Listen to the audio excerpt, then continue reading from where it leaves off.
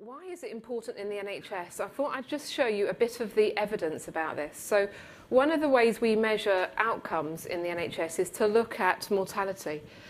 So if you look at mortality in a hospital, the average hospital should have a mortality ratio of 100.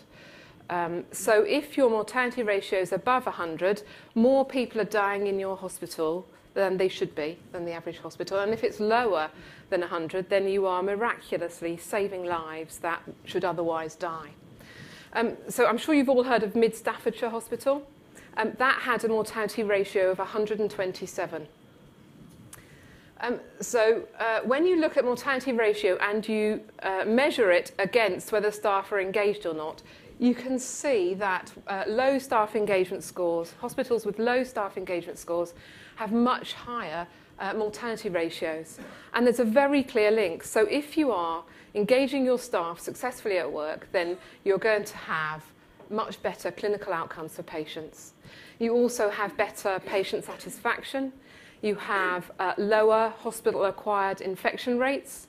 You have lower sickness rates for your staff and happier staff. Every measure you can think of both staff well-being, but more importantly, quality of care for your patients, there's a very clear link with more engaged staff. So if I want to improve the quality of care for my patients, which is my prime aim in my job, one of the things I really need to focus on is making sure that my staff are engaged and happy at work. Now, there's been quite a lot of research done in what it is in the NHS.